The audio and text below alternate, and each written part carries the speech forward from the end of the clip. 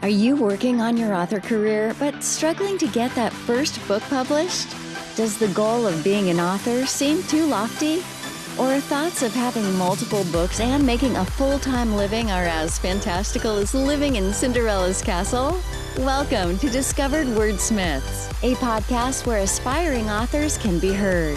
Join Stephen Schneider as he finds and talks to authors you may not know, but authors that have gotten their foot on the author career path. Hear what they've done to get there and where they want to go now. Settle back. It's time for a bit of inspiration and advice. Come listen to today's Discovered Wordsmith.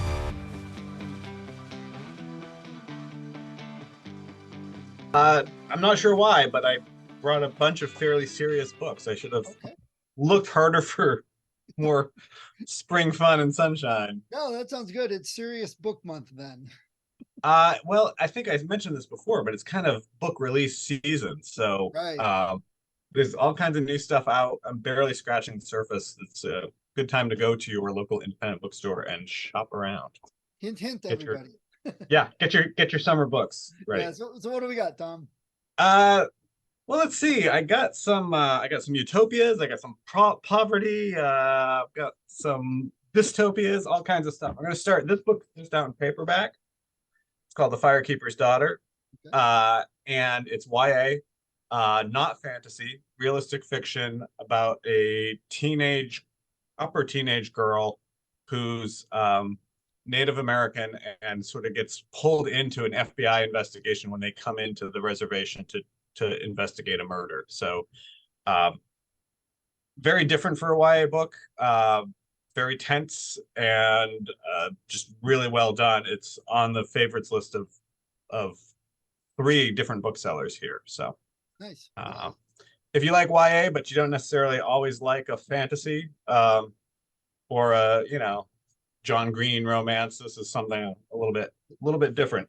The author is Angeline Boulley, and it got a lot of attention when it came out in hardcover, and now it is out in paperback. Okay. Also out in paperback this week or a couple weeks is Sea of Tranquility by Emily St. John Mandel. She wrote Station 11, which a lot of people read and liked, which was a apocalypse kind of the world has collapsed kind of novel. This is a little different. She's way more literary than your average sci-fi author, which sometimes works and I think sometimes doesn't. It sort of depends on the audience. Station 11 sort of fell in between, where people who love hard sci-fi were like, oh, there's so many holes in this, and people who like literary fiction were like, the characters are great, but too much science fiction. So she's sort of her own brand, which is great if you can pull it off, because she gets a lot of attention and awards for her books, but they do sort of fall in between. Case in point, Sea of Tranquility follows 3 or 4 different characters from totally different time periods who all have a similar experience with this mysterious thing happening in the Canadian woods. Wow. Okay. So it's kind of Cloud Atlas-y, if you ever read David Mitchell's Cloud Atlas. Very literary and such. 2 other dystopian novels that maybe we shouldn't have done this on a Monday, because I sold out of them over the weekend. So I don't have, which is good. I don't have covers to show you, but they're 2 of my favorite authors and they have brand new books. So I want to make sure I bring it up. One is The Ferryman by Justin Cronin. Justin Cronin wrote one of my favorite sci-fi fantasy, it's really fantasy, trilogies of all time, called The Passage. Did you ever read it? No, not familiar. Sci-Fi Network made a 1-season TV show out of like the first 100 pages of the first book of the trilogy, and then got canceled, which is too bad because they did a pretty good job on it. But I hand sell The Passage all day long. Justin Cronin went to the Iowa Writers Workshop. He was a literary fiction guy. He wrote a couple very beautiful lyric novels that didn't sell. And then his daughter, who was like 10, was like, why don't you write something people want to read, Dad? And he's like, She like just what? solved the marketing problem for authors. Somebody should have thought of that. And she said, how about something about a girl that saves the world? And the the passage starts in our time period when the government is trying to make super soldiers, goes horribly wrong, and then it jumps forward 100 years to the small community that is the only thing left of humanity in North America. And in some ways, a lot of people compare it to The Stand. Oddly, to me, it felt like the Fellowship of the Ring, because this small group of people has to go on a mission to find other people. And so it's this, ragtag group going across wild, dangerous lands. But oh man, great book, great series. His new book called The Ferryman is also dystopian, but it's set on an island sometime after everything has collapsed, and it's one of those more Philip K. Dick kind ones where people have like a health sensor embedded in them, and when it falls below 10%, you are taken to the ferryman and removed from the island. And it's one of those things where things are revealed to not quite be as they seem. So, and it's been like 10 years since he wrote a book. He had an illness or something. So people have been really excited for this book. So do they add insult to injury and make them give the ferryman coins to go? I don't know, no, but yeah, there's more going on than originally meets the eye. The other dystopian novel, which I can barely call dystopian because it's so delightful, is the new T.J. Klune. So he wrote The House on the Cerulean Sea, which is another of my all-time favorite books. It's as a bookseller, when summer comes, we have lots of tourists, and over they say, I want something really well written, but not sad. And I'm like, well, that's not how it works. Right? The really beautiful literature is almost always sad. House on the Cerulean Sea is not. It's delightful. It's fun. It's beautifully written. The characters are great. So I just sell that sucker all day long. His new book is called In the Lives of Puppets. And my one sentence review of that book is, it is the best Pixar movie you've ever read. Oh, nice. That's a great line there. Cannot wait to sell this book to people. It's so visual. I totally see it as a Pixar movie in my head. It starts in this huge empty forest where a teenage boy lives with his father and two sidekick robots. And his job, he goes every day to the salvage yard and looks for more parts where he can put robots back together. Not to be a spoiler because it's pretty obvious, but he turns out to be the last human, and that the robots have taken over. Classic AI, right? The AI is asked, how do we save the planet? And they're like, well, we just get rid of all the humans. Right. And this is the perfect time for that book, with everything with Chat GPT and learning and everything going on. Yep. So but what's fun is he has made a society of robots that has worked pretty hard to copy humans, even though they eliminated them. So, but they don't quite get it right. So all the characters are hilarious and quirky. The sidekicks are a vacuum robot who likes to go around and vacuum things up, and a nurse robot, except since there's no humans left, she hasn't really had a patient in 200 years. So, nice. And she's very, very crotchety and wants to drill everybody and saw everybody open. That definitely sounds like it's up my alley there. That's oh my gosh, it's just so much fun. It's great. Even when you kind of know where it's going, it doesn't matter, because he does character just so amazing. Character and dialogue so amazing. Well, so that's called In the Lives of the Puppets by T.J. Klune. Swerving to nonfiction dystopia, Greta Thunberg has a book out, which previously she's had collections of speeches and such, but this is a real. I mean, she's the editor, and she's brought together hard science writers to sort of give a overview of where things are and where they're going. Nothing particularly new, but sort of pulling it all into one place. It reminds me of a book we sold a few years ago that I'm now blanking on the name. Countdown, I think it was called, but Drawdown, called Drawdown, which was each article was something that causes greenhouse gases and how we could get rid of it now without future technology. And it was pretty surprising. A lot of things, you know, but it's pretty surprising too that like 3 out of the top 5 things were food. Like the Amazon were cutting down to grow corn to feed cows because we like beef. And food waste and how food waste thrown into landfills does not compost, all that stuff. And like on the one hand, we're like, oh, humans suck, but on the other hand, it's like here's things that we could be doing, and some of them we are doing. I remember seeing a report about that. Like 50% of all of our emissions problems is because of food production. Just growing and transporting and packaging and waste and And another big one is cars, which we seem to actually be doing something about. So that's hopeful. Well, I know an uncle who that would be his beach read. That would be, but the problem is he probably wouldn't go to the beach. He'd just read it at home. Right. And this is my kind of beach read, which is called Poverty by America. Sounds light and fun.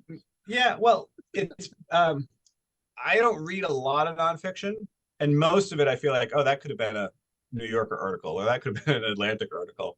But I read Matthew Desmond's last book, which was called Evicted, which won the Pulitzer Prize, and it was about who gets kicked out of housing and why.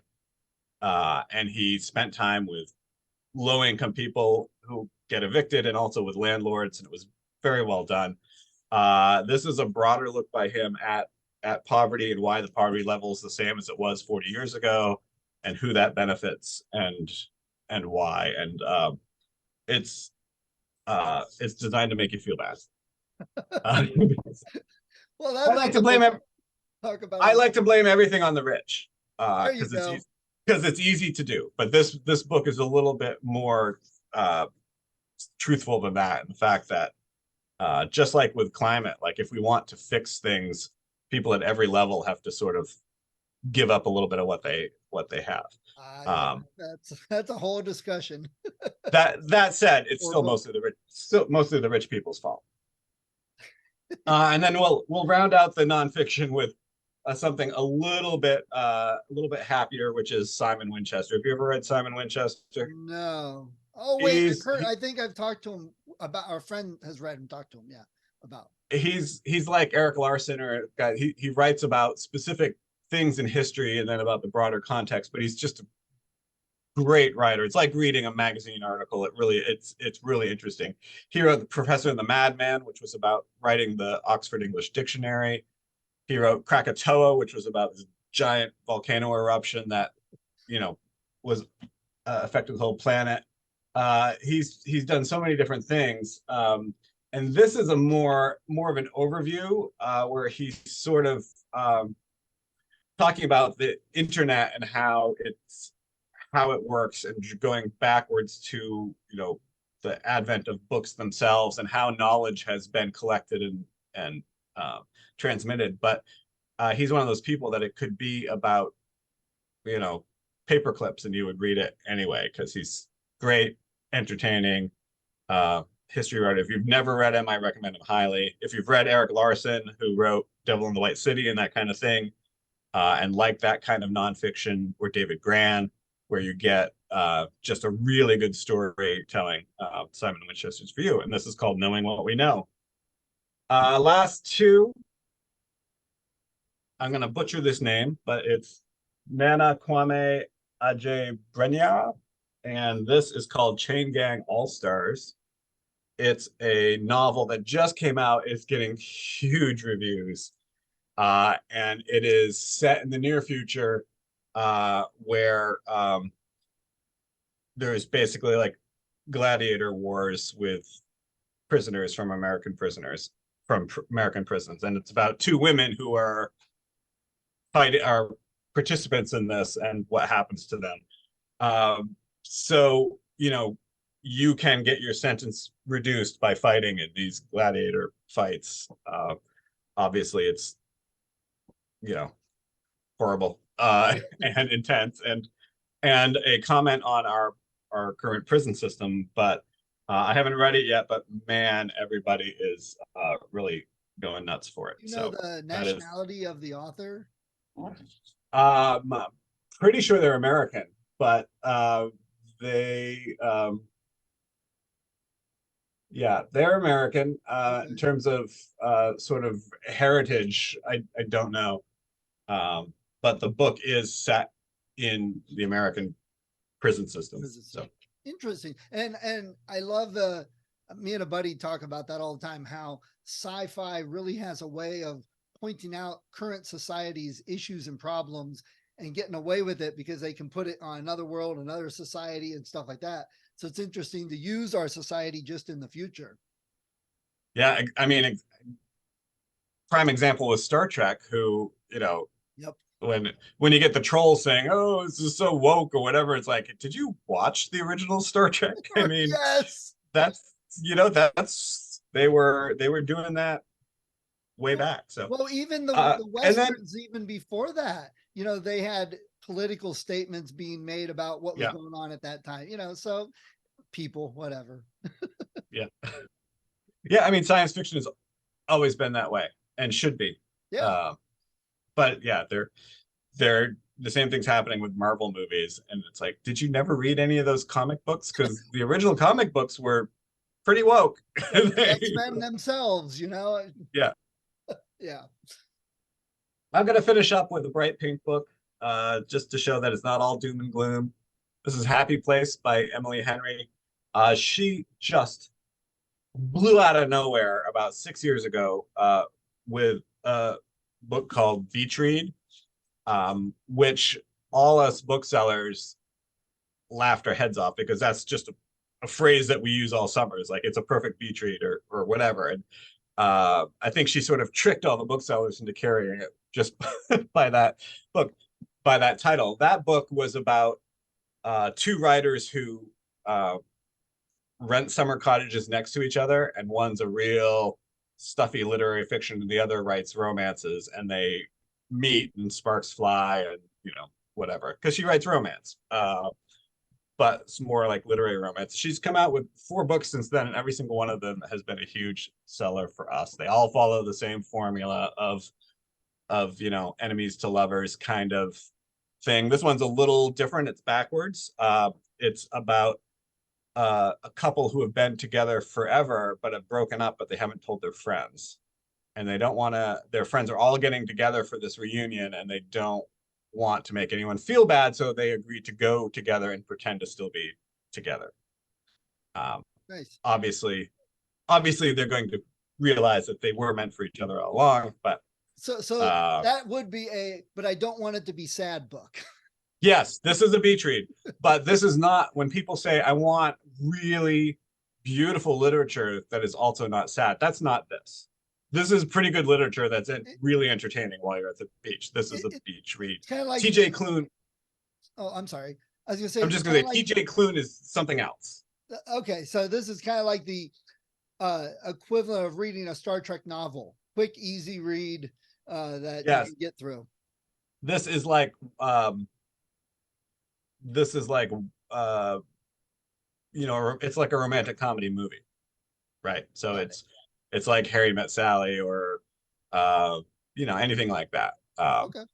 It's going to be very well drawn, recognizable characters clashing, and you're going to be glad you read it, but it's not going to leave you sitting around thinking about the future of the world. Right. Yeah, it's very rare to find someone who writes what I would think of as beautiful literary fiction that is also fun. And that's why I like TJ Klune so much. He really, really nails it. Got it. Cool. All right. Well, great. That's a great list of books and people getting into the summer season here. It's close. Maybe next time I'll do a bunch of paperbacks, because that's another thing they do in summer is they just front load the beach reads. And it is getting close. For us in the book world, January through May is really the downtime. So we're all more than ready for Mother's Day, Father's Day, graduation, and then summer. Yes. It's sort of, and it's a huge difference around here, which is a fairly touristy town, but anywhere, just that sort of, that's May is the kickoff for better times for booksellers. Got it. All right, man. Cool. That's a great list of books. I appreciate it. Good to talk to you. Thanks. We'll talk to you next Thanks. time. All right. See ya. Today on Discover Wordsmiths, I want to welcome Molly. Molly, good morning. How are you doing? I'm doing great. So I know we live fairly close by. So since you're an Ohioan, I have a question for you. How do you know it's springtime in Ohio? Oh, no more snow. No, the opposite. You get more snow than you did during the winter. Oh my gosh, That's- I have snow right outside my. Yes, that's Oh my Ohio. Welcome to Ohio. When spring comes, Ohio is beautiful. Yeah, yeah. All right, Molly, we're going to talk about your books today. But before we do that, why don't you tell everybody a little bit about yourself, where you live, what you like to do outside of writing books? Okay, so I live in the suburb of Cleveland, Ohio, near Lake Erie. And I have been, I guess, teaching. And the other thing that I love to do is dancing. I love to do swing dancing and all kinds of contra dancing and all kinds of Nice. dancing. And it brings me a lot of joy. Where do you go for dancing? It's all over the place. There's little venues and different like church basements, and one that's nearby is a Community of Saints in Cleveland Heights. And we just, it's wonderful because the people are very down to earth and it's all group dancing and it just, and then we have a little break in the middle where we socialize and of course we have to eat, nibble. Nice. And it's just so good for your body, but it's also good, releases any stress. You laugh and you enjoy each other. And the swing dancing is, a lot of it's mostly on the west side of Cleveland. I live on the east side. Carpool over and you don't have to be perfect. You just move to the music and Nice. Good. yeah. And so one of my earliest memories of me as a child, I would be dancing around the house, holding my notebook with my stories. So I combined both things. And teaching, I guess I was just a natural born teacher. I loved children so much. I think if I had to say something about teaching, that when you have two choices, when something goes awry in the classroom, you could be very tough and say, this is the rules and but I found that kindness and is a huge part of my approach to teaching. I'll tell a quick story. I taught third grade most of the time. Now I'm teaching just groups, little small groups, which I love too. But I was teaching third grade and we were studying the different states. And the kids were doing all these parts of the project. And one of them was to do a big poster. And it had to have the name of the state and they had books and things to write about in pictures. And they had to put we learned what a caption was. So everybody was working on it. My little boy comes up to my desk and he shows me his poster in progress. And it was a mess. It was awful. It was just scribbled all over. And so in that moment, I had a choice. I could have said, oh my gosh, that's a wreck. You have to start over. Oh my gosh, I can't believe blah, blah, blah. But I decided to go a different route. And what I said to him was, what you have here is a good start. But I think we could use another poster. Go get a new poster. And there was no crying. I wasn't being mean. He grabbed the poster. I sketched out a few of the letters on the name of the state. And we put the pictures, laid them out. And I said, okay, glue down those pictures and tape over what I wrote, and then bring it back and let's see what we can do. And he was happy as a clam. I didn't have a breakdown. He was excited about the project. And I feel like I didn't mess up. Nice, nice. And so, yeah, that's how I approach children all the time. If you go from a positive approach, it's just tremendously more powerful. Yeah, nice. Okay, and we're going to talk about teaching and working with kids later because you've written some middle grade books. Let's talk about those. So you've got 2 books out right now. Tell us a little bit about those books. Okay, the main characters are Well, Lily. what are the titles? I know you have them if you want to hold them up too. Yeah. So this is the title of the first book. And I The wrote Game? this book in front of my third grade class, and they chapter by chapter they listened. But this book is called The Game, and The Game is where three main characters, three children, Lily, who's about 12, and then her brother Jimmy. And I'm going to hold up the second book because there's a picture of them. Lily is, and this was a little bit older, Jimmy, her brother, and their next door neighbor, Jamal, who is their best friends. And in the first book, in The Game, they're playing a game like Monopoly, and that they found in their father's startup children's museum. And so they roll the dice and they pick a card, and it said, go to Otto's Antiques. And they said, what? But they took their tokens, they stuck them in their pockets, and they took their bikes over to this antique store. And so Otto is another character, but he sends them down the basement, and they open up this guidebook that they find about Sweet Abundance, which is the name of the cartoon land. And so they open it up, and so without going into too much more detail, they go to the back of the basement, and Jimmy climbs under these curtains, and he says, oh wow, and they open up the curtain, and he's a cartoon, and they're stunned. And so they end up crawling through the window, and they go to this cartoon world called Sweet Abundance. And there they meet all their tokens turn into, they said in the guidebook, if you add water, tokens will come to life size. So that's another funny thing about Jamal. He's a great character. They're sitting in there. They said, we all we have to do is add water to the tokens, but we're in the middle of a park. I don't know how we can do it. So Jamal takes the van token and he spits on it. And he says, water. And he puts it down, and it starts, and it grows. And then they had, the other one was a dachshund. And so they spit on that token, and he gets to be life size. And so they're scratching the dachshund, and they said, oh, what's your name, boy? And in perfectly clear words, as I say, he said, they don't give dogs tokens with names in the factory. Come on, don't you know that? And he said, I really prefer the name Bernard, because St. Bernards, they get to be heroes. They save people. It's right up my alley. So Nice. So those are the three kids, and they drive around in the van named Randy, and they drive around Sweet Abundance, and they meet different characters. But the main part of the story is that there is a villain named John Heartless, which I think is a great name for a villain. And he looks like Snidely Whiplash, if you ever watched that cartoon, with the top hat and everything.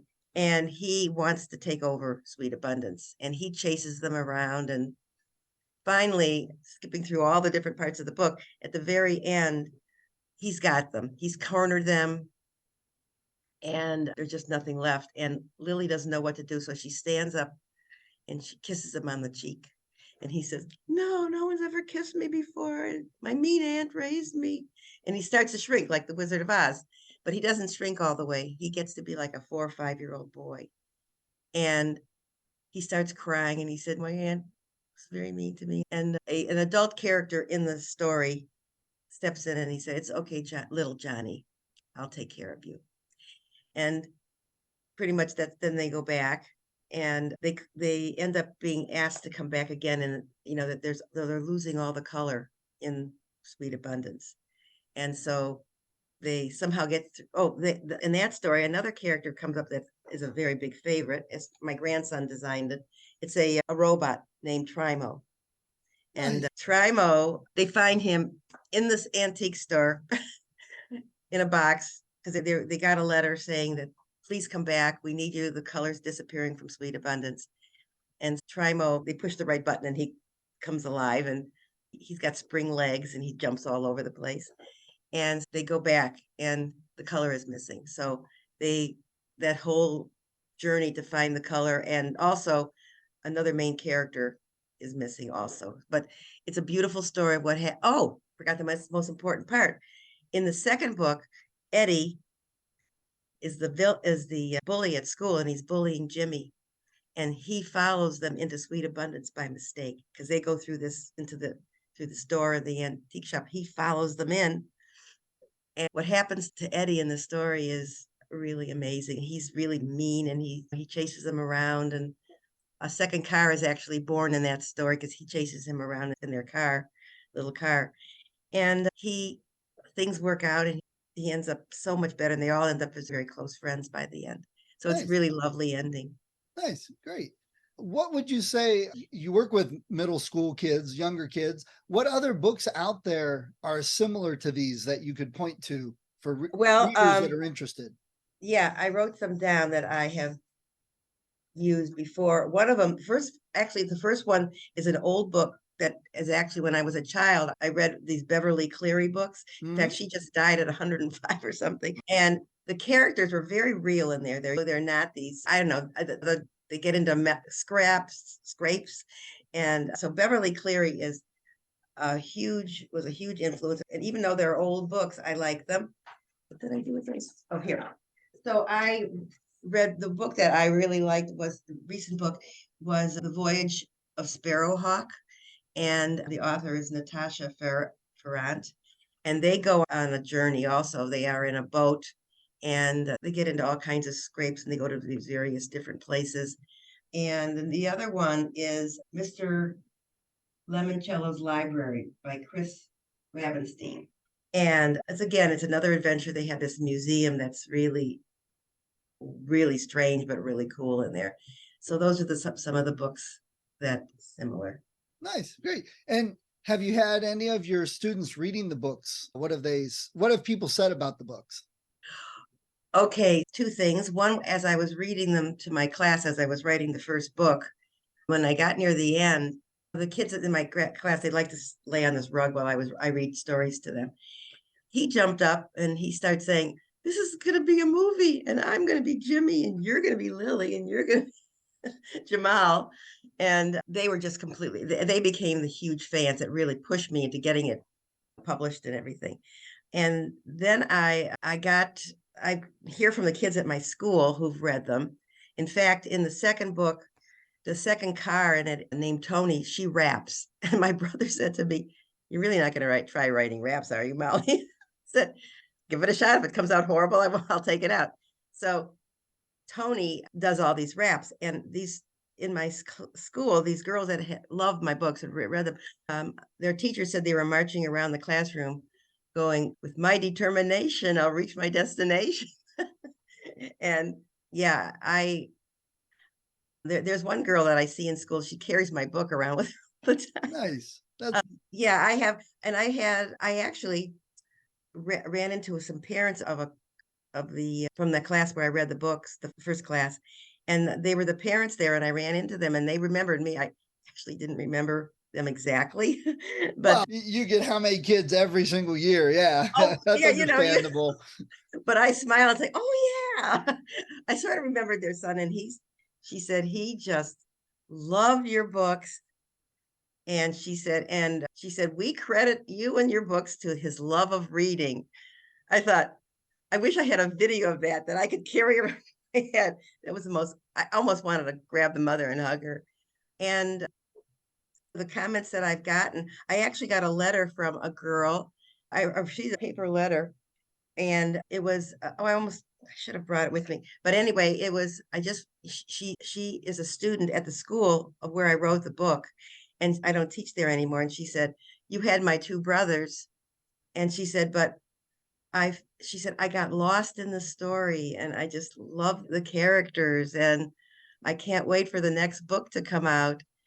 And so I wrote back, I found out who her mom was and I remembered and I called her and I said, "How in the world did she read the book?" She said, "Oh no, your book's in our house. It's a big deal."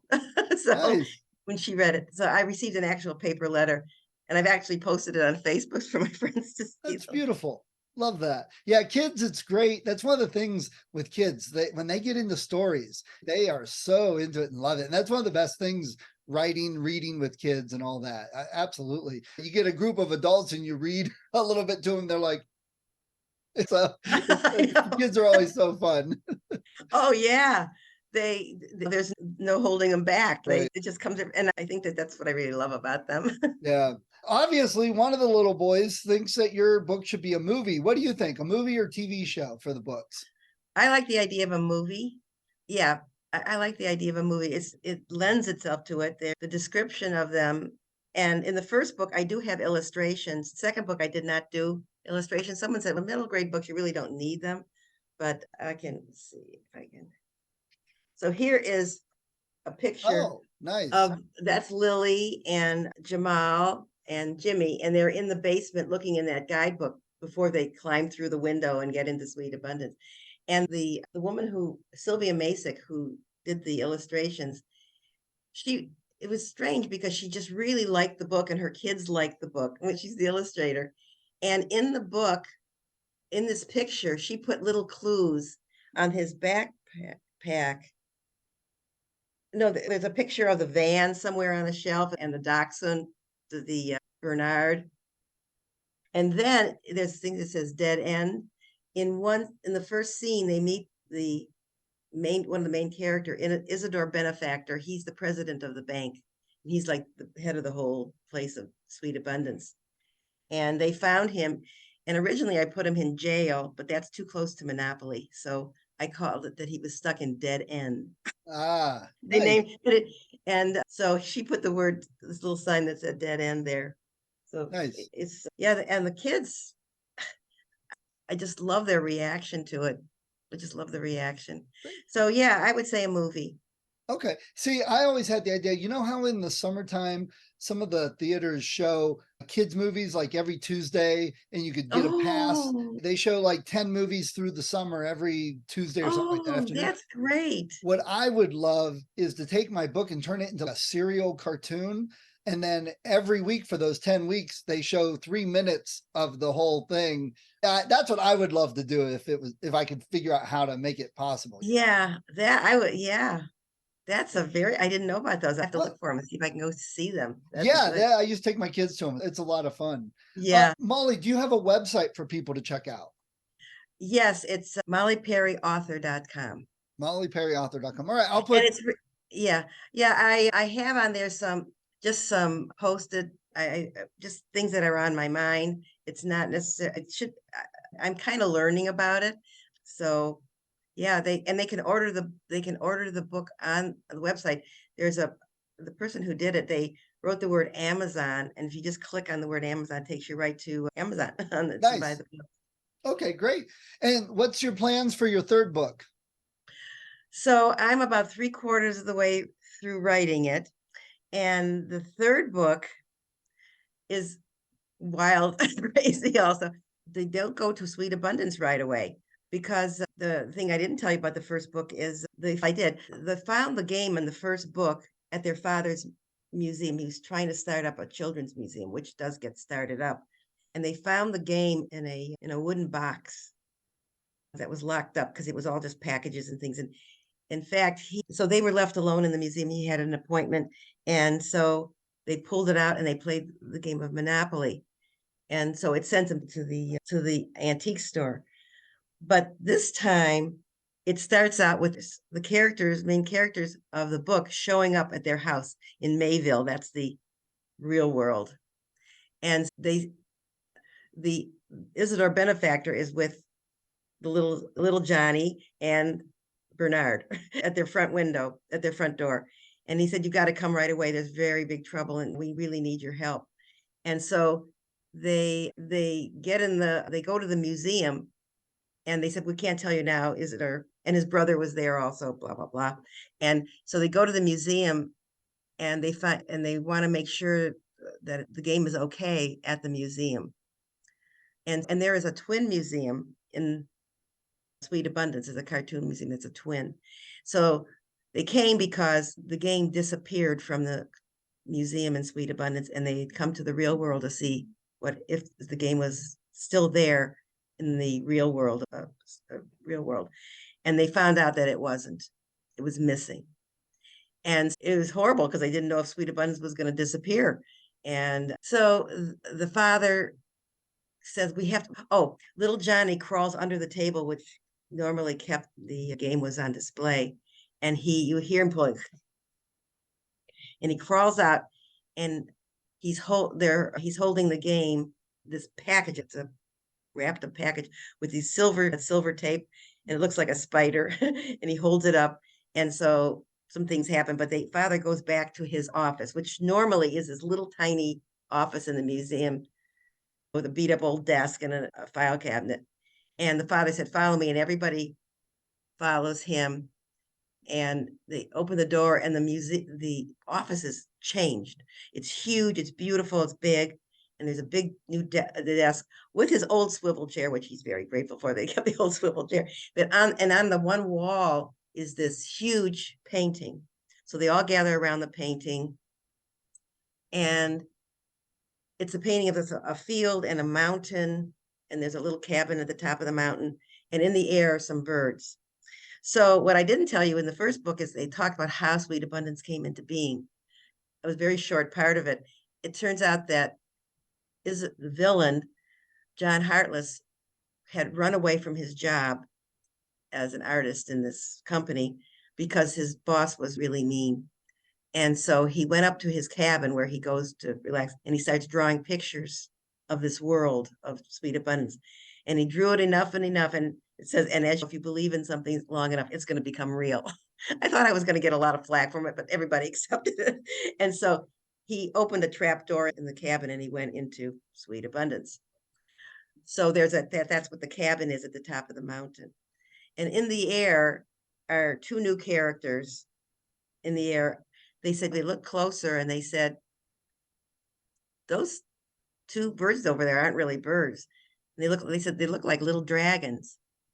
So they look closely and there are these two little dragons. And so the father opens up the package and there's another character that appears. It's actually a diary of a journey. And it turns out it's the grandfather of Isidore and Otto. And so they take the guidebook with them and they said, and the father said, follow me. They go back to the room where the game was and they push this big bookcase away from the door and they open up these doors that open up like wings, whatever. And they see this hallway, it's dark hallway with bricks and there's a torch stuck into the wall. And they said, this is where you're going to take your journey. So all the kids go into that hallway and Jamal and of course Bernard goes and the three kids and Trimo. Trimo's in this thing. I haven't talked about him. And then I don't know, this may or may not continue, but I had little Johnny say, you know what, I'm brave.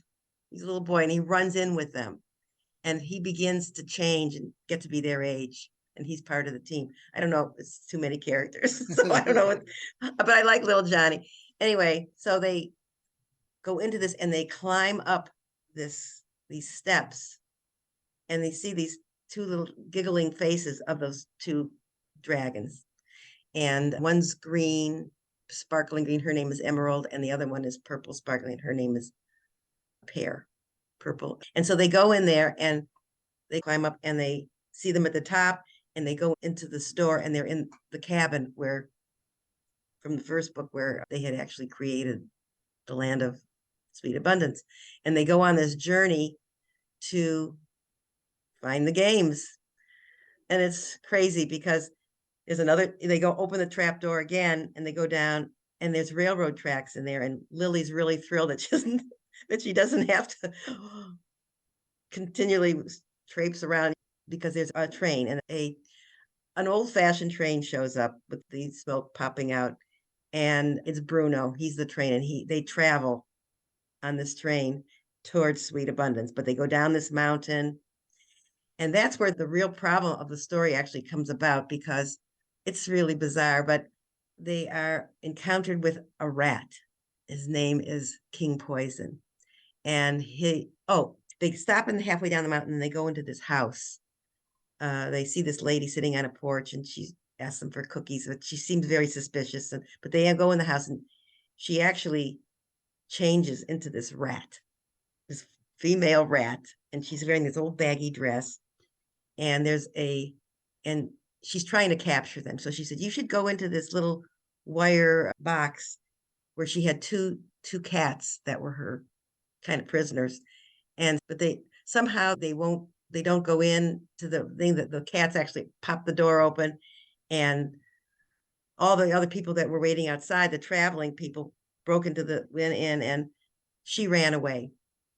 And so the next part you meet, her name is course, now I'm not going to remember her name, but she goes to, oh no, her name is Malice. And actually, the word malice popped in my head before I started writing the book. I had no idea what the book was about, but there was going to be a malice. And so she goes over and meets up with, and she's she's scared to talk to King Poison because she left everybody, the cats escaped and everybody escaped, and she ran away. And he's furious, but then they go chasing them, and they are chasing them. And as they're going down the mountain, when they go down the mountain, that's when they meet Malice and the whole thing. And then they escape that house and they go down the mountain, and they have to stop again. It's a crazy thing, but I won't tell you about that. But up in the mountains, they see the rats. They see King Poison and they see Malice and hundreds of rats. Wow. So the whole thing about the rats is that somebody says in one part of it, I wish they would just go home. And one of them said, they can't go home. Rats have no homes. They live behind the walls and in sewers, but they have no home. And they're going to find there's a home in Sweet Abundance, another land, a cartoon land. And the rats want to take over Sweet Abundance. And King Poison has the games. They're disguised as dice in his safe. That's a lot coming up, a lot going on. First of all, I've been telling everybody, I don't know, I know I have too many characters. But everybody knows the main characters so well. So I have the dragons and then the rats and Bruno, the steam engine. So I don't know. I guess that's part of writing the book. You have to play with it. Great. Okay. So let me ask you a couple things about your teaching in that. Okay. Because I, with my books, am working on a study guide, and I'm working on like words to know, and because I want to get kids writing a bit more. So as a teacher of young peoples, what's some of the problems you face getting them to read, and some of the problems they have with the books and reading and even enjoying it and all that? What do you see as some of the problems? I think the problems are, first of all, if they need help in learning how to read, then for some of them, that's where they really get difficult, and they just don't want, they don't want to do that. And I think as a classroom teacher, when I read a book to them, I've read some Roald Dahl books, and there's one Roald Dahl book, it's a short book, and it's hilarious. And I burst out laughing year after year. I burst out laughing. I can't stop laughing over these books. And the kids start laughing. And so I said, oh, I'm sorry. And they said, no, it really was really funny. Or I'll be reading to them. So I'm going from another angle of reading to them and then getting to the books that we read as they have to read. And I say, what do you think is going to happen now? And they have all these ideas. So that's to just get them hooked into the book, into the story. I said, one time I tried various things, and I said, let's make a little short story together. So I said, in this book that I just read, his Roald Dahl, he has this character. So I said, let me just name some characters and I'll put them in there and I'll tell you the beginning of it. Are you up for it? That's what I say. Are you up for it?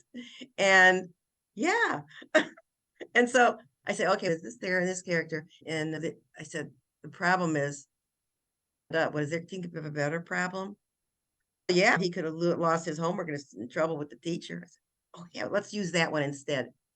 So nice. We create this story. I can't spend too much time on it, but I create a story, and then I'll say, well, let's brainstorm some endings. We talk about the characters, blah, blah, blah. So it seems like for some principals, that's wasting my time. I should just really be teaching vocabulary and make them read the book. And then she's right. We should learn the vocabulary, but I just want them to get the idea of the process of writing a book so they understand the book. And then I read to them every day. I read to them every day. And so the other thing before I get into that, as a teacher, as I read to them, an unexpected consequence, it was a good consequence, happened from my books. They started bringing in from home their books that they wrote. It could have been like 2 pages. I thought, if I made an assignment, everybody has to write a story. But all these books started coming from home that they were writing at home. The parents were so excited that they were doing that. I think if your general attitude towards the book that you're trying to teach is excited, then I think that they can get into it a little more. Repeat your question again so that I make sure. No, I was just chatting because I like what you do and what you said about that. One of the things, and again, this is a touchy subject because first of all, I think our teachers are extremely undervalued and not admired. I have said for quite a while that I have the solution to fix everything in our country. And what we do is we take the pay for the politicians and the pay for the teachers and switch them. Oh And my in God, 20 yes. years, the kids going through a system with highly paid teachers would have all the answers to everything. And we wouldn't be listening to politicians that are underpaid, and it would Tell the solve our teach problems. and having them tell us how to teach too is Right. And what you said about the principal thinking you should teach them grammar, teach them vocabulary, teach them spelling, but to what end? What's the point? If the kids don't know how to use the spelling and use the grammar to write stories or tell stories or read and understand what they're reading, what's the point in learning all of that? Because spelling, my cousin doesn't spell great. And he says, why do I have to? I put everything on my phone. It tells me what I spelled wrong. So if right. you're learning spelling in a vacuum, no wonder they don't care and want to learn. But if they see, oh, I'm writing stories and these stories are exciting and people are reading them, enjoying them, and I read stories, it all feeds on itself. That's my thoughts and opinions. Absolutely. It really does feed on itself. Absolutely. I saw the teacher, this really super teacher that they gave us, came to talk to us, and she told us about a thing that she did with spelling, and I loved it. What she does is, she said she has her spelling list from the book, and she said, but from their stories that they write, she said she finds words that are misspelled all the time, said. And she said she adds them to their individual. So you have the 10 words, and then these words that she finds in their writing that are misspelled, she adds them to individuals' spelling tests. I thought, how do they do it? So what she did was she gave the spelling test, and then everybody gets in pairs at the end for the last 3, and they swap this card, which she keeps an index card of all the words that they misspell. And if I had your list and you had mine, I would give you those three words from their card of all these spelling words that they misspelled in their work. And then if they spell them right, I call them and I crossed off the things on their card. They said, yes, I'm going to get everything off of my card. I said, yes, I bet you will. And so it individualizes their spelling. But you're right, you need to know how to spell the words. But if there's a motivation to do it, it's very hard, and you do it. And I had this one teacher, she was very smug. She said to me, how is it that the kids' spelling scores on the tests are so high? So they misspell them first, and then they spell them right for a test. She was just very annoyed. She left. She didn't, Wow. that's impossible. I said, I got it from a teacher, this top teacher. She told me how to do it. But I don't know. Sometimes it's the way you teach the story. You have those readers with the short stories. It encourages love of reading and writing. My first year of teaching, I had this principal who was, they needed a better principal. So she comes in to look at me, to observe me, but she just really wants to see my lesson plan. And I said, when I saw her, I said, oh, you got to come to see my reading group. This is because there was 3 groups, and I had my top group in front of me when she walked in. And I wasn't looking at her. I thought that she was following the group. I said, you wrote this little short story in the reader. I said, everybody, did you come up with your own ending, a changed ending to the story? And they were all excited because these kids were like super brilliant kids. And they were reading some of their own endings to the story that were in the book. So I dismissed them. And then I went over to her, and she was just looking through my plan book. And I said, did you like the lesson? She said, your lesson plans need to be in more detail. These are very scattered. I wanted to just say, is that what you got out of this visit? My classroom. And right there, I love that you do that. And I think that's part of the problem is we're so focused on the paper of what Common Core says we should do. Oh yeah. And the kids aren't really learning. And I know a lot of schools will spend a whole week preparing the kids for Common Core. So all they're learning is how to take the Common Core test. They're not learning. Oh yeah, I'm There's with so you. many things in telling a story, like reading the stories, like what you did. I think some exercises I've suggested and some people were like surprised is the kids all went and saw the new Harry Potter movie or the new Star Wars or the new cartoon that's out from Disney, whatever it happens to be. So the following, if you see it in the classroom or they're all talking about, it's like, why don't we write fan fiction? Why don't we write our own story with those characters? What happens next? Oh, that's a great idea. And then because they're interested, who cares? Because then you can introduce some spell. Well, you know what? This is on our spelling list. You could use that word here. And when they see it, it clicks so much because I noticed with a lot of early writers, adults, not just kids, they read all these craft books. They read all this, how to do this, that, and the other thing, but they haven't written anything. So it doesn't click. Oh, I know that. So we're teaching spelling, we're teaching grammar, but we don't teach them how to write a story. So none of that clicks. And if we wrote, or what you said, hey, let's stop here. Why don't you write how this story would end? Yes. Yeah. And you could do, and then you could take what they wrote and do the grammar. You could do the spelling from that, and that they're more engaged. That comes later. First, they've got to be psyched. If they like that story, I'll say, yeah, now you got a great story, but we have to fix up the spelling. So do you want me to circle the words and so you fix it up? Do you want me to do that? Oh yeah. If I had said, there are circled words, fix them. It's a whole different, tell this story. This is, I didn't plan on telling this, but I was teaching at this school and this little boy had ran away from out of the building. He hated school. And so they pulled him out of that school, and they came to the school where I was teaching, and the principal stuck him in my room. She said, "I'm giving him to you." I said, "Okay." So he came up to my desk. The kids were working, and he was, and so I said to him, I just would like you to write me a little story. I didn't know anything about him. So he said, "Oh," I said, "but make it funny or exciting or something." Got him all prepped up for it. And he wrote this story. It had to be maybe 50 words. And he came up and he plunked it down on my desk, and I looked at it, and the words were all mushed together. It was unreadable, but I saw the little word "the" in the middle of it. And so I came up with this. I said, "Come here." I said, "I feel cheated." He said, "What?" I said, "I feel cheated." I said, "You wrote a story. I don't get to hear the story." And he said, "Why?" I said, "I can't read it." And he looked at me and he said, "There's the." I said, "I know, I saw it, the." I said, "But now I don't get to read your story." And he said, I could rewrite it for you." I said, "Would you?" And he sat down and now that's A. Take B. He calls up a kid. "This story is a mess. I can't read a word of it except that word "the." Redo it." And the kid does this. "No, I'm not." And he ran out of the building. He voluntarily sat there. I said, "If you put your finger between each word, I'll be able to see it better." Because that's what we teach. And the story was a nothing story, but I read it and I was excited about it.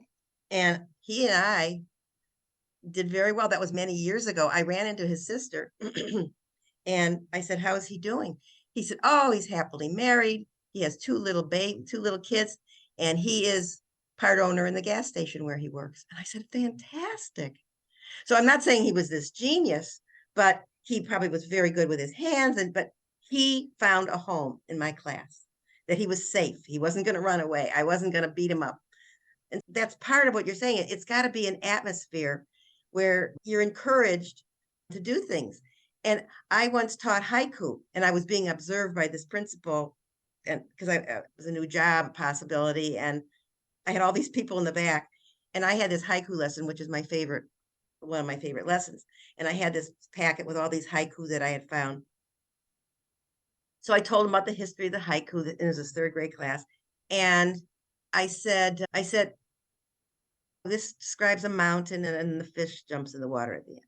So I said, it tells a little story. I said, "We're going to do haiku, but we're not going to follow we're not going to count how many sounds or anything. We're just going to enjoy the haiku. When you get to high school, you're going to have to count the sounds. But right now, you don't have to."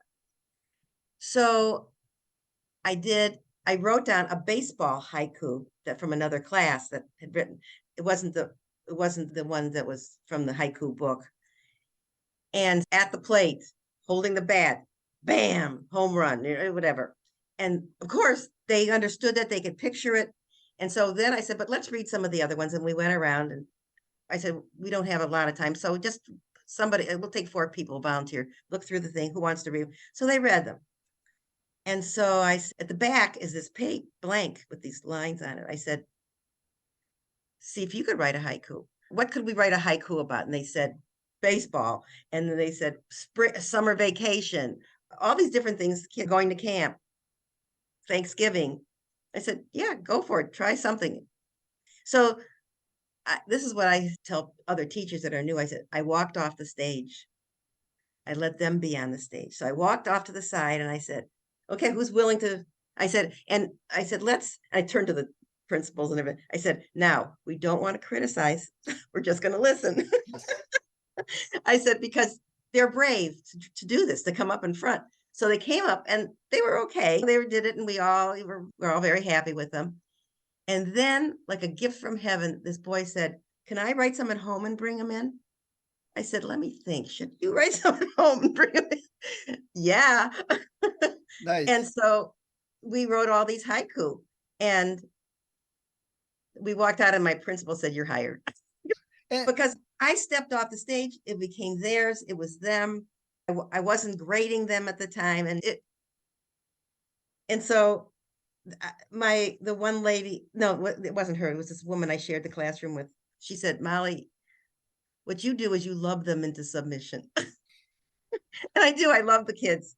And I don't have, that's part of teaching, but it's also, I love the stories, and I did play a trick on that boy with the thing, but I didn't do it with being mean. But you're right. Like when you told the principal, we're not criticizing, because in the younger grades, we need to encourage them in writing and their stories, because that'll get them excited, and then they'll read. And once you read, your spelling and grammar becomes easier and better. Absolutely. But we have it so backwards in that the only time we ask them to write something is, what did you do this summer? That's the only thing we ask. And then we say, here, read this book. We know it's dry and you'll hate it, but you have to read it because we said so. Okay, let's do spelling. And there are all this stuff in it. It gets them like, who cares? By the time they're in 8th, 9th grade, they're like, I am so tired of spelling. But if we just worried about the story and the reading in the younger grades, then when they're like, great teacher. I've been told that, and I do love to teach and work with kids a lot. I always have, even when I was younger. It's just, honestly, I don't think I could have handled all the politics and the stuff. I would have been one of the teachers driven out by all the administration. Oh, I could not go back into the classroom because every minute is scheduled for me. I can't tell my stories. I'm a storyteller. If I would say, one time I said about the word said to this one little group or one class, I said, I hate the word said. I said, but my son, David, he's the one who helped me with the word said. They're looking at me like I lost my mind. And I said to them, I said, he had written a story for school and he asked me to look at it, and he had misspelled S-E-D. I said, which is how he should spell said. But so I said, I don't know how you're going to read. I really wasn't being tricky. I don't know how I teach kids how to spell said. And he got up off the table. He said, let's try this. And he took a step, S-A-I, and he was stepping with each letter. I said, do that again. S. So I said, okay, fix the word said in your paper. And so I went to school and I said, I got this great idea from my son, how to spell the word said. What's his name? They want to know everything about you. His name is David. And I said, get out of your seat. I said, let's try what he did. I told him the story, and they were all walking around, S-A-I-D. I said, so I shouldn't have the word misspelled said in our, and I know that there would be teachers who say I wasted all this teaching time playing around with stomping around the room. But you know what? Fun is good. That's my motto, by the way. Fun is good. Exactly. And they learn through that better. And I think sometimes hitting them with, here's a list of 10 spelling words for the week, go home, memorize it, and the spelling test at the end of the week, and then 10 more next week.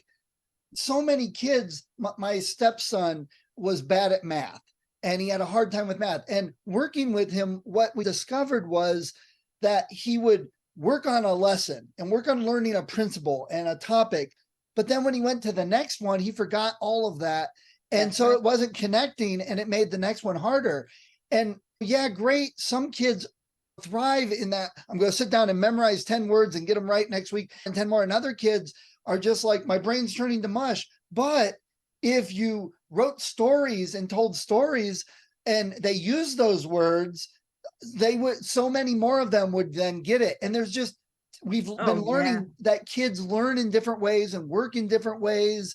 And is it more important for them to do 10 words a week and forget all of them and never be able to spell hardly any of them correctly? Or is it better to learn 5 or 6 that they use and they know how to spell really good and can always spell it? It's like my kids, when they went to school, instead of learning in chemistry all the elements on the table, because we had to do that. We had to try and memorize them and where they were and a 2-letter combination and memorize that.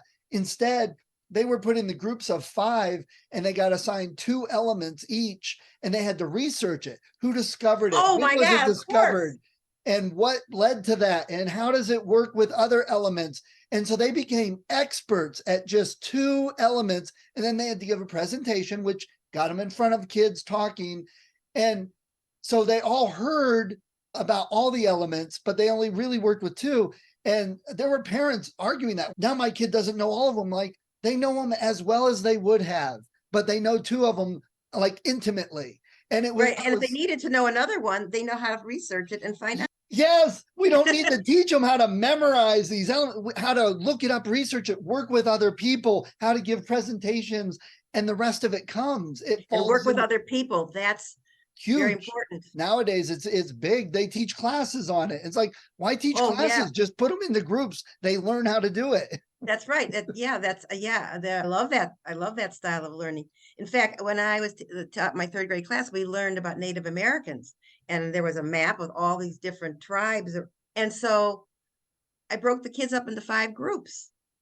And this is after talking a lot about their culture and food and blah, blah, blah.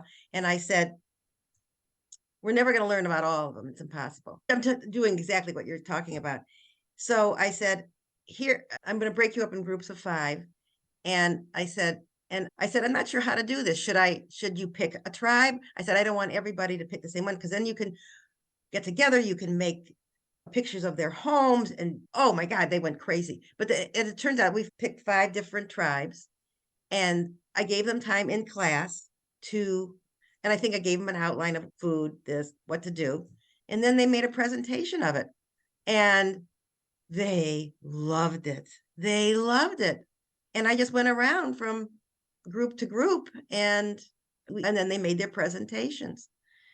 And I learned so much about Native Americans, about these different groups, and some things about how certain things that certain tribes do, they actually got passed along through. So some of the things from maybe the North or the South, Right. they got passed along. And see, like the totem poles, they were, I think, the North first, and then they found them in Florida. So those things, who knew? I didn't know, but that's really learning some interesting stuff Right. about it. And the one year I did that, and there was a mother that came in to videotape their presentation because they've been working so hard on it. That's when you get worried. How much were you involved in this? But anyway, Yes. but Yeah. anyway, but no, the more involvement, the more you're off the stage, the talking head. Because I remember taking a class in college, and the teachers talked about that. He said, when you just stand there and talk to them, usually only 1/3 hears anything you said. I never forgot that. And your enthusiasm, you should be in the class. No, Well, you shouldn't be in the classroom because they wouldn't let you. it'll kill me. But no, I'm working on some presentations to give to classes so I could come in as a visiting author Yeah. and do things with storytelling with video game. That's video game storytelling is where I'm really pushing some things, because they can relate to that. Yes, It's stories, it's video games. You can do it now, that type of thing. And that's gets them more excited about what story is, even though it's told in a different way in a video game. But that's where they're at. That's what their interest is. So instead of fighting it, use it. Yes. That's the difference. That's the way that teaching should be. You shouldn't be. I walk down in my school and there's these teachers sitting at their desk and they're pointing to things and then the kids are working. And I'm thinking, I'm falling asleep just seeing you sitting at the desk. It's not the 1800s anymore. But you'd be surprised all up and down the hall, people sitting. And then you see I saw there's one teacher I love to watch her. She's pacing around up and down, and the kids are all wound up and excited. And that's a teacher. Not that you have to be that way all the time, but and just you need to get them participating and doing and creating. And we gotta. This is a whole nother topic, and I know we got to get going here, but we got to watch we're so concerned about the grading system and who's getting A's and B's that we only focus on those numbers and we have to quantify it, that we're missing what the kids may actually be learning and what's useful and helpful and making them people. I know there's some the high school my kids went to, they had different ways of grading whether kids were passing or not and what their grades were. And I like the system. I don't think it's perfect yet. I just think we need to discuss, open our eyes and talk about it more rather than this is the way it's always been. Let's keep doing it. Also, I find that who's creating all this stuff, I don't know if they're in the classroom, creating textbooks or creating curriculum. I don't know if they're in the classroom. They have any. And so how can they even begin to understand things that you can't write about in a book? The way that you care about them, the way that your personal enthusiasm. I don't think that is addressed, but the teachers who have it and do it, the kids come back to visit. They come back to visit me, and I'm talking about that. And that's it. We have such an opportunity. You have those kids together. You don't know what the heck's going on at home, and fear of the world going to heck, and all that stuff. So you have a million different things going on, and for you to just tell them to study for their spelling test, that's the least of their issues. So we should start a campaign. I'm sure we'll be in touch a little bit more. I'll let you know when the episode goes live. And I'm sure being a close teacher and stuff, I might shoot you some emails and have thoughts and discussion. That'd be awesome. We'll get Abby and sit down for coffee one morning or something. Oh, Abby, she's a character. Yes. I'm going to see her at the end of the month at the Writers Conference over at the library. Oh, I'm going to be there. Oh, I'll see you there. On the 25th? Yeah, I'll be there. Yeah, I have to leave a little bit early, but I'll be there for most of it. Great. Oh, there's an author I've been talking to I want to meet. So it'll be a fun day. Okay. So, Molly, before we go real quick, since we've been talking about writing and your stories in your books, do you have any advice you'd give out there to parents of their kids to encourage them to write or anything like that? Or young kids that are writing? If just off the top of my head, if you can read a simple story with them, sit down, and then when the story's done, we'll say, Billy and Johnny in that story, maybe we can make an adventure with them. And you write what their ideas are. And then say, okay, if they're old enough, read your story. You become just the writer, the scribe, whatever. And depending on that, but like with the haiku, I'll say, why don't you write one? And that day I had a hard time getting the kids to stop, coming up with more, running to the front, waiting to write another one. And finally my time was up. I said, if you want to go home, and your teacher will listen to them. Nice. And they were psyched. And that's what we're looking for. Yeah. You'll get them to write if you appreciate their efforts, maybe, but in the end, say, yeah, I love this. We really got a great story now, but now here's the part that we all have to do. So what do you think that would be? We have to write it in our neatest writing. Yeah, we're going to have to do that. But before we do that, we have to do stuff. I don't like to talk as an author particularly, but when I was in school and when I have to write things, what do I do? I have to fix what's mistakes, and I have to read it again. And one of the others, and I said, and when you write your stories, because my kids were writing stories for me at home and bringing them, they typically would repeat the same thing over and over and over again. So I said, can I give you one hint? I said, sometimes when I write it, I do this. When I write a story, I'll write it, and then I find myself writing the same thing over and over. So would you mind if I circled that paragraph and said, you're doing that? And they said, yeah. I said, then you don't, because then it won't, because they say, my story's 5 pages long, my story's 10 pages long. I said, it doesn't have to, it's not, but I'd rather have it 1 page long or 2 pages long, but you're not repeating, because you have some good story, but we just want to make it even better. So Nice. And they let me circle them, but I have their permission. It's when you get back a thing from a teacher, it's all red and all that. You want to say, yeah. And I love that you just said that you have their permission. You get the kids involved, that they want to get better. They want to learn. They want to know. They really do. But again, when we're just hitting them and all that, turns them off. Yeah, absolutely. Yep. All right. Yeah, you make a good teacher. All right, Molly, it's been wonderful talking to you. I wish you very much luck on your books, and I can't wait to see you in a couple weeks. Okay, I'll see you soon. Thank you. Take care. Bye-bye. Right, and I'll let you know when this goes live. Oh, yeah, please. Hi, if you enjoyed this episode of Discovered Wordsmiths, please support the author. Go to their website, go to Amazon, look them up, get the book. And if you click on the link that I have in the show notes, you'll also help support the podcast so I can keep the hosting and all the software I use and keep it running to help more authors. When I am recording this, we've got over 100 episodes, lots of authors. Go to the website, discoveredwordsmiths.com. Check it out. There's a lot of great authors, probably in some genre that you love. See what they have. Check out their books. That's what the point of the podcast is for. So people can discover new authors, find some new books they love, support the authors so they can continue writing. So please support them. And if you do like the podcast, if you've been thinking of podcasting or you're a writer, I've got some links also at the website. Click on those if you're interested in any of the software or services that I talk about. Everything that I have there is something I use. So I've got an affiliate link. Again, it's a little bit, if everyone clicked on those, if they were going to get it anyway, it helps keep the podcast going. So let's all help each other out and discover more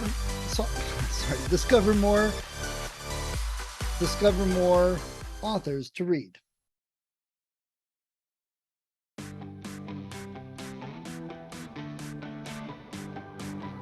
Thank you for listening to Discovered Wordsmiths. Come back next week and listen to another author discuss the road they've traveled, and maybe, sometime in the near future, it might be you.